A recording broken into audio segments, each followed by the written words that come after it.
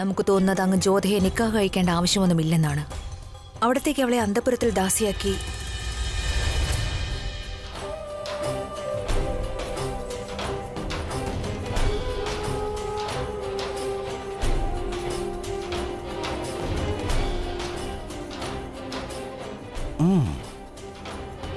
ഉപ്പുരസമുണ്ട്. എന്താണോ ഉപ്പിൽ നിന്ന് ലഭിക്കുന്നത് അത് ഒരിക്കലും മധുരത്തിലുണ്ടാകില്ല. ആദ്യം നമുക്കും വളരെ വിഭിന്നമായി തോന്നി. എന്നാൽ വ്യത്യസ്തമായ ഒന്ന് സ്വന്തമാക്കുമ്പോഴുള്ള സന്തോഷം ഒന്ന് വേറെ തന്നെയാണ്. രാജകുമാരി ജ്യോതയ്ക്കായി ഒരു പുതിയ കൊട്ടാരത്തിന് ഏർപ്പാടുകൾ ചെയ്താലും അവിടെ എല്ലാവിധ സൗകര്യങ്ങളും ഉണ്ടായിരിക്കണം. ഒരു ഷെഹൻഷായുടെ ബീഗത്തിന് നൽകുന്ന.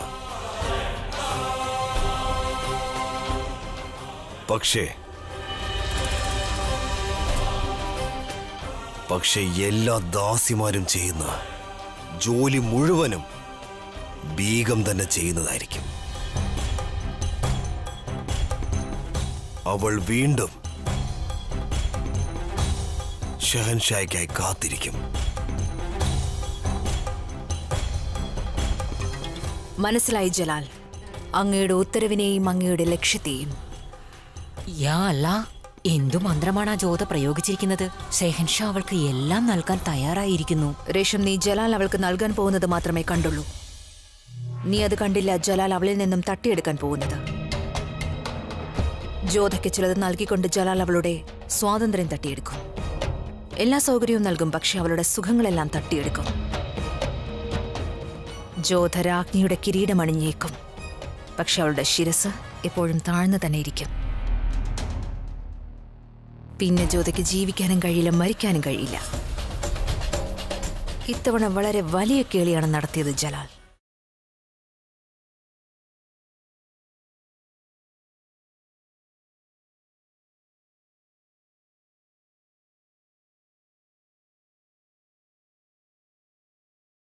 ഞാൻ ആഗ്രഹിക്കുന്നത് ചേച്ചിയെ മുഗളന്മാരുടെ സൈന്യം തട്ടിക്കൊണ്ടുപോകണമെന്നാ. ഇതെല്ലാം എന്റെ തെറ്റാണ്. അന്ന് എന്റെ വായിൽ നിന്നും അത്തരം വാക്കുകളൊന്നും വന്നില്ലായിരുന്നെങ്കിൽ ഇതൊന്നും സംഭവിക്കില്ലായിരുന്നു. ഇതെല്ലാം എന്റെ നാവ് കാരണം സംഭവിച്ചതാണ്. എല്ലാം എന്റെ നാവ് കാരണമാണ്.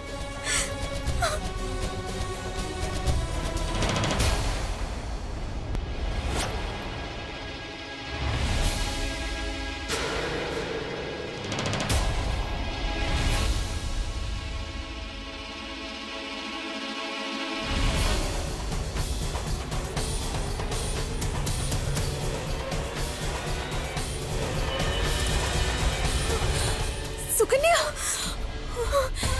നീ എന്ത് ഭ്രാന്താണ് കാണിക്കുന്നത്? സ്വന്തം നാവ് മുറിക്കുകയാണോ ചേച്ചി? ഈ നാവ് മുറിച്ചു കളയാൻ അനുവദിക്കു ചേച്ചി. കരിനാവാണ് എന്റേത്. ഈ നാവാണ് അന്ന് അപശകനും പറഞ്ഞത്. എന്താ നീ പറയുന്നത്? അതിന് നീ എന്താ പറഞ്ഞത്?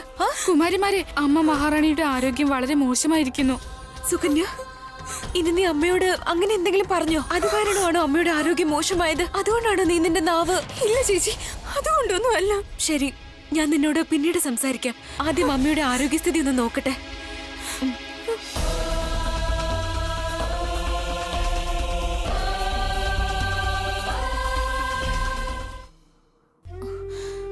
മാതാശ്രീ, എന്ത് പറ്റും മാതാശ്രീ? മാതാശ്രീ എന്താ ഈ അവസ്ഥയില്? അഥവാ സുകന്യ എന്തെങ്കിലും പറഞ്ഞത് അമ്മയ്ക്ക് വിഷമമുണ്ടാക്കിയെങ്കിൽ അവൾക്ക് വേണ്ടി ഞാൻ മാപ്പ് ചോദിക്കുന്നു. അവൾ ചെറിയ കുട്ടിയല്ലേ. അവൾ പറയുന്നതൊന്നും ഗൗരവമായി എടുക്കരുത്. മുത്തശ്ശി, അമ്മയ്ക്ക് എന്താ പറ്റിയത്? എന്നോട് എന്താ ഒന്നും സംസാരിക്കാത്തത്? എന്തിനാ അമ്മ കരയുന്നത്? എന്താ കാര്യം? ഒന്ന് പറയുന്നേ. ഇവിടെ അമ്മയുടെ ആരോഗ്യം മോശമാണ്. അവിടെ സുകന്യ നാവ് മുറിക്കാൻ ഒരുങ്ങുകയാണ്. ശരിക്കും കാര്യം എന്താണ്? ഒന്നും സംഭവിച്ചില്ല ജ്യോത. നിന്റെ അമ്മയ്ക്കൊരു തലചുറ്റൽ അനുഭവപ്പെട്ടു. അതുകൊണ്ട് വിശ്രമിക്കുക അവൾ. നീ വിഷമിക്കാതിരിക്കൂ. ഞാനുണ്ടല്ലോ നിന്റെ അമ്മയുടെ കൂടെ. രാജകുമാരി, മഹാരാജാവ് അവിടത്തെ അന്വേഷിക്കുകയാണ്. പോയിട്ട് വരൂ മോളെ. മാതാശ്രീ, നന്നായി ആരോഗ്യം ശ്രദ്ധിക്കൂ.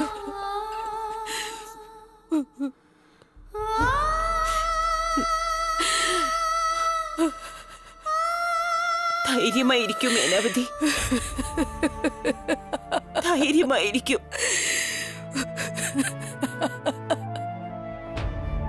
പിതാശ്രീ അങ്ങനെ വിളിച്ചോ?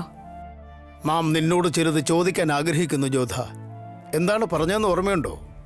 ഏതു മണ്ണിലാണോ നീ സൃഷ്ടിക്കപ്പെട്ടത് ആ മണ്ണിനു വേണ്ടി നീ എന്തും ചെയ്യുമെന്ന് ഇന്ന് ആ ദിവസം വന്നിരിക്കുന്നു. നമ്മോട് പറയണം, നീ ഇന്ന് ആ മണ്ണിനു വേണ്ടി നിനക്ക് എന്ത് ചെയ്യാൻ സാധിക്കും? സ്വന്തം മണ്ണിനു വേണ്ടി ഞാൻ സ്വയം മണ്ണായി മാറാനും തയ്യാറാണ്. അങ്ങ് പറഞ്ഞാൽ നാം നമ്മുടെ ശിരസ് ഛേദിക്കാൻ പോലും തയ്യാറാണച്ചാ. അഥവാ നാം പറഞ്ഞാൽ അമീറിന്റെ സുരക്ഷയ്ക്കായി നീ മണ്ണായി മാറുന്നതിന് പകരം ഈ മണ്ണ് ഉപേക്ഷിക്കേണ്ടതായി വരും. എന്നാൽ അങ്ങയുടെ ചോദ്യം നാം ചോദിച്ചത് നമ്മുടെ മൂത്ത മകളോടല്ല, അമീറിന്റെ രാജകുമാരിയോടാണ് ചോദിച്ചത്. ആ രാജകുമാരിയോടാണ് ചോദിക്കുന്നത്. ആരാണോ ഒരു പക്ഷിയുടെ ജീവൻ രക്ഷിക്കാനായി എല്ലാ അതിർവരമ്പുകളും ഭേദിച്ചത്, ആ പക്ഷിയുടെ സ്വാതന്ത്ര്യത്തിനായി സ്വയം എല്ലാം മറന്നത്? എന്താ അവൾ അമീറിന്റെ സ്വാതന്ത്ര്യത്തിന് വേണ്ടി, അതിന്റെ സുഖശാന്തിക്ക് വേണ്ടി സ്വന്തം സുഖവും ദുഃഖവും സ്വന്തം നന്മയും തിന്മയും എല്ലാം മറക്കാൻ സാധിക്കുമോ? അമീറിന് വേണ്ടി നാം എന്തും ചെയ്യും. അമീറിനായി നാം എന്ത് വിലയാണ് നൽകേണ്ടത്? അതിന്റെ വില വളരെ വലുതാണ് ജോധ. അത് നൽകാൻ നിനക്കേ സാധിക്കൂ. പക്ഷെ എങ്ങനെ? നാം നിന്നോട് ആലോചിക്കാതെ നിന്റെ വിവാഹം തീരുമാനിച്ചു കഴിഞ്ഞു. കാരണം നിന്റെ 3 ജ്യേഷ്ഠന്മാരെ രക്ഷിക്കാനായി നമ്മുടെ പക്കൽ ഒരു മാർഗമേ ഉണ്ടായിരുന്നു. ഇപ്പോൾ എല്ലാം നിന്റെ കൈകളിലാണ്. അഥവാ നീ ഈ പ്രസ്താവന സ്വീകരിക്കുകയാണെങ്കിൽ അമീറും രക്ഷപ്പെടും, പിന്നെ 3 സഹോദരന്മാർ. നമുക്കറിയാം ഇക്കാര്യം സ്വീകരിക്കുന്നത് നിനക്കത്ര എളുപ്പമുള്ള കാര്യമല്ലെന്ന്. കാരണം ഏത് രാജാവുമായിട്ടാണോ നിന്റെ വിവാഹം തീരുമാനിച്ചത് അത് മറ്റാരുമല്ല, അതാണ്. മതി അച്ഛാ, ഇപ്പോൾ അങ്ങ് ഒന്നും തന്നെ പറയേണ്ട ആവശ്യമില്ല. നമുക്ക് അദ്ദേഹത്തിന്റെ പേരും അറിയണ്ട, അദ്ദേഹം എവിടുത്തെ രാജാവാണെന്നും അറിയണ്ട. നമുക്ക് ഇത്ര മാത്രമേ അറിയൂ. അമീറിന്റെയും നമ്മുടെ സഹോദരങ്ങളുടെയും സുരക്ഷയ്ക്കായി അങ്ങ് ആർക്ക് വാക്ക് കൊടുത്തിട്ടുണ്ടെങ്കിലും ഓരോ കാര്യത്തിലും നാം അത് പാലിക്കുക തന്നെ ചെയ്യും. അഥവാ അമീറിന്റെ രക്ഷയ്ക്കായുള്ള മൂല്യം ജോധയാണെങ്കിൽ അങ്ങനെ തന്നെ വിചാരിച്ചോളൂ. അങ്ങ് ആ മൂല്യം നൽകി കഴിഞ്ഞു പിതാശ്രീ. നമ്മുടെ പല്ലക്ക് ഏത് ഗ്രഹത്തിലേക്കും പോകട്ടെ, പക്ഷെ ആരുടെയും കരിങ്കണ്ണ് നമ്മുടെ ഗ്രഹമായ അമീറിന് മേൽ പതിക്കാൻ അനുവദിക്കില്ല. ഈ വിവാഹത്തിന് നാം തയ്യാറാണ് പിതാശ്രീ.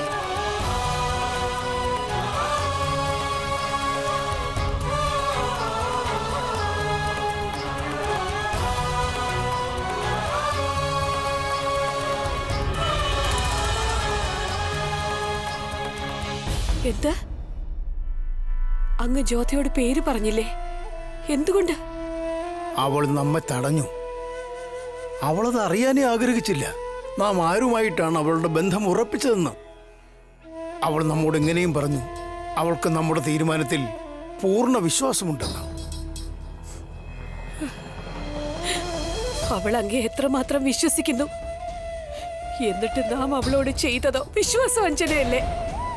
അവളുടെ ജീവിതത്തോട് തന്നെ, അവളുടെ എല്ലാ ആഗ്രഹങ്ങളോടും അങ്ങ് അവളോട് പറഞ്ഞില്ലേ, നമ്മൾ അവളുടെ കന്യാദാനമല്ല നടത്തുന്നത്, അവളുടെ ബലിദാനമാണ് നടത്താൻ പോകുന്നതെന്ന് അങ്ങേക്ക് പറയാമായിരുന്നില്ലേ അവളോട്? പറയാൻ ആഗ്രഹിച്ചിരുന്നു മേനാവതി, പക്ഷെ അവളത് തടയുകയാണ് ചെയ്തത്. പിന്നെ നമുക്ക് തോന്നി ഏത് വിധിയാണോ നമ്മെ ഈ അവസ്ഥയിലാക്കിയത് ആ വിധി തന്നെ ജോധായോട് സത്യം പറയാനുള്ള മാർഗവും നമുക്ക് കാണിച്ചു തരും.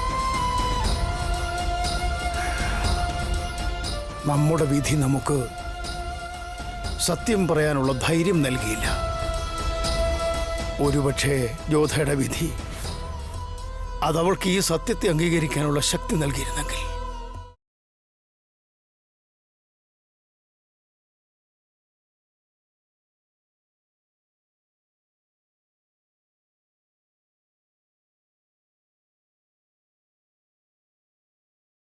അല്ലയോ കാളിയമ്മേ, അവിടുത്തെ ലീലകൾ ആർക്കും തന്നെ മനസ്സിലാക്കാൻ സാധിക്കില്ല. സമയത്തിന്റെ ഗതിയും മനുഷ്യരുടെ വിധിയും അവിടുത്തേക്ക് മാത്രമേ മാറ്റാൻ സാധിക്കൂ അമ്മേ. അവിടുന്ന് അത് മാറ്റുകയും ചെയ്തു.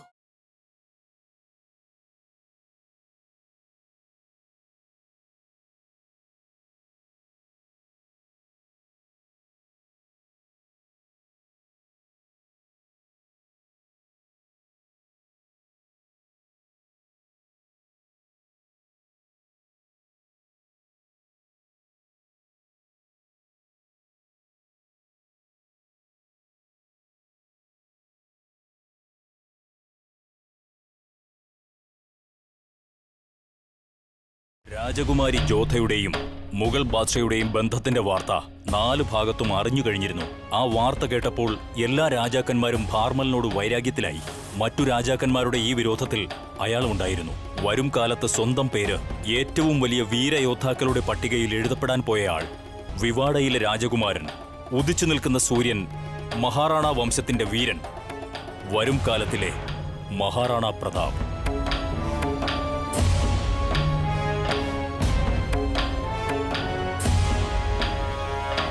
കുമാരൻ പ്രതാപിന് സ്വാഗതം. ഇരിപ്പിടത്തിലിരുന്നാലും. ആരാണോ മുഴുവൻ രാജവംശത്തിനെയും മുഗളന്മാരുടെ മുൻപിൽ അടിയറവ് വച്ചത് അയാളുടെ സഭയിൽ ഇരിക്കുന്നത് പോയിട്ടാ ജലപാനം പോലും നടത്തുകയില്ല. അങ്ങ് രാജവംശത്തിന്റെ യശസ്സിനെയും അഭിമാനത്തെയും മാനത്തിനെയും ഇല്ലാതാക്കിയിരിക്കുന്നു ഭാർമൽ. മുഗളന്മാരോട് പ്രിയപുത്രിയുടെ വിവാഹം നടത്തുമോ അങ്ങ്? ഭീരുത്വത്തിന്റെ അങ്ങേ അറ്റമാണത്. അങ്ങ് ആമീറിനെ മാത്രമല്ല രജപുത്രരെ മുഴുവൻ അപമാനിച്ചിരിക്കുന്നു.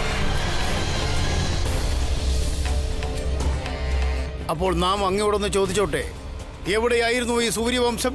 മുഗളന്മാർ നമ്മെ 4 ഭാഗത്തു നിന്നും വളഞ്ഞപ്പോൾ രാജാവ് സൂര്യഭാനല്ലാതെ മറ്റാരും നമ്മുടെ സഹായത്തിനായി എത്തിയിരുന്നില്ല. എവിടെയായിരുന്നു എല്ലാവരും? നമ്മുടെ മക്കളെ ബന്ദികളാക്കി കൊണ്ടുപോയപ്പോൾ എവിടെയായിരുന്നു എല്ലാവരും? ഷറഫുദ്ദീൻ 2 കൈകൊണ്ട് നമ്മളെ കൊള്ളയടിച്ചപ്പോൾ എവിടെയായിരുന്നു? എല്ലാവരുടെയും കാര്യം അറിയില്ല.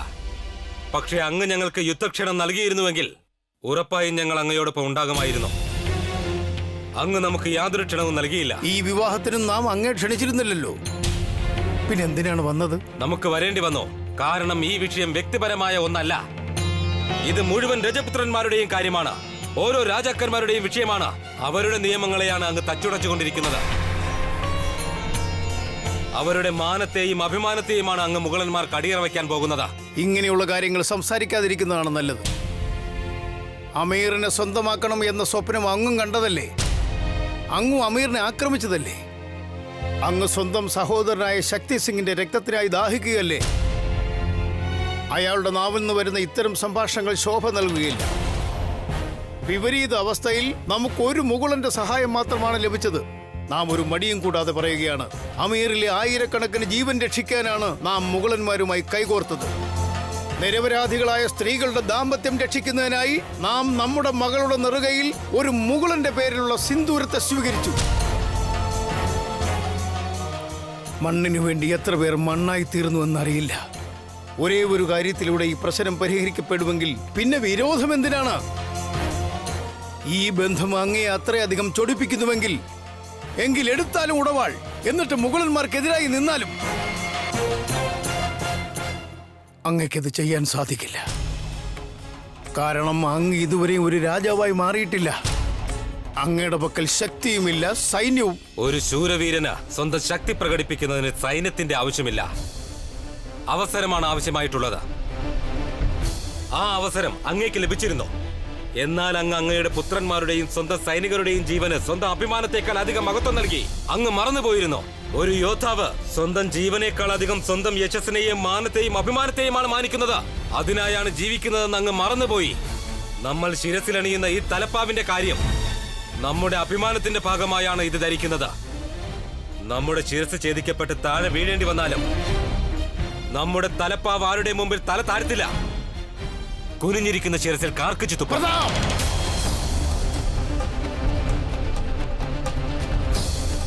അങ്ങയുടെ അതിര്. സ്വന്തം ശബ്ദത്തെ നിയന്ത്രിക്കൂ. ഏതൊരു മനുഷ്യനാണോ സ്വന്തം ശിരസ് ശത്രുക്കളുടെ മുമ്പിൽ താഴ്ത്തുന്നത്, അയാൾ എപ്പോഴും സ്വന്തം ശബ്ദവും താഴ്ത്തിയേ മതിയാകൂ.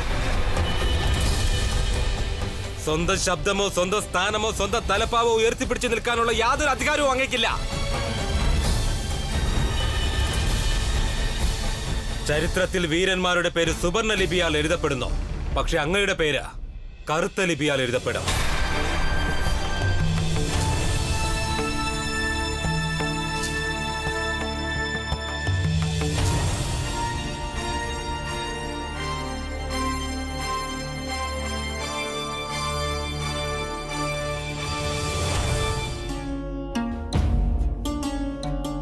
ഇതെന്താ മൂത്തി? ഈ രാജാക്കന്മാരും കുമാരന്മാരും ഒക്കെ അല്പസമയം മുൻപല്ലേ വന്നത്? എന്നിട്ട് ഇത്ര വേഗം പോവുകയാണോ? അറിയില്ല, എന്തെങ്കിലും അത്യാവശ്യ കാര്യം പറയാൻ വന്നതായിരിക്കും. നമുക്ക് മനസ്സിലായി പിതാശ്രീ നമ്മുടെ വിവാഹം തീരുമാനിച്ചില്ലേ? അതേക്കുറിച്ച് ചർച്ച ചെയ്യാനായി വിളിച്ചതായിരിക്കും. വിവാഹമോ? അപ്പോ കുമാരിക്ക് വിവാഹത്തിന്റെ കാര്യം അറിയുമോ? അച്ഛൻ ഇന്നലെ നമ്മോട് പറഞ്ഞിരുന്നു. മഹാരാജൻ പറഞ്ഞെന്നോ? എന്നിട്ട് കുമാരി വിവാഹത്തിന് തയ്യാറായോ? അതെ, തയ്യാറാണ്. അമീറിന്റെ രക്ഷയ്ക്കും അച്ഛൻ കൊടുത്ത വാക്കിനും വേണ്ടി നാം എന്തു വേണമെങ്കിലും ചെയ്യും.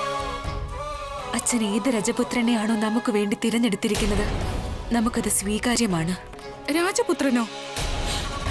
അതിനർത്ഥം രാജാവ് ജോധയോട് ജലാലിനെ കുറിച്ച് ഒന്നും തന്നെ പറഞ്ഞിട്ടില്ല എന്നാണ്. എന്താ നീ ആലോചിക്കുന്നത്? ഇല്ല, ഒന്നുമില്ല. രാജാവ് കുമാരിയോട് പേര് പറഞ്ഞില്ലേ? ഇല്ല, ഇത്ര മാത്രമേ പറഞ്ഞുള്ളൂ. അമീറിന്റെ സുരക്ഷയ്ക്കായി ഈ ബന്ധം സ്ഥാപിക്കേണ്ടത് വളരെ അത്യാവശ്യമാണ്. പിന്നെ നാം എന്തെങ്കിലും ചോദിക്കേണ്ടതിന്റെ കാര്യം എന്താണ്? നാം പറഞ്ഞത് ശരി തന്നെയല്ലേ മൂത്തി? അല്ല, നീ എന്തിനാ കരയുന്നത്? വിവാഹം കഴിഞ്ഞാൽ അമീറുമായുള്ള നമ്മുടെ ബന്ധം ചിലപ്പോൾ ഇല്ലാതെ ആയേക്കാം. പക്ഷെ നിന്നോടുള്ളതല്ല. നിന്നെ നാം നമ്മോടൊപ്പം നമ്മുടെ ഭർത്തൃ വീട്ടിലേക്ക് കൊണ്ടുപോകും. ഇനി കരയാതിരിക്കൂ. പിന്നെ സത്യം ചെയ്യൂ, നമ്മുടെ ഭർത്തൃ വീട്ടിലേക്ക് വരുമല്ലോ അല്ലേ?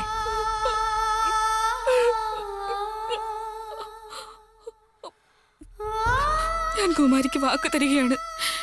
കുമാരിയുടെ നിഴല് പോലെ നാം എന്നും കുമാരിയുടെ കൂടെ ഉണ്ടാകും. നമ്മുടെ ജ്യേഷ്ഠന്മാർ വേഗം തിരികെ എത്തട്ടെ. അപ്പോൾ നമ്മുടെ മനസ്സിന് ശാന്തി ലഭിക്കും.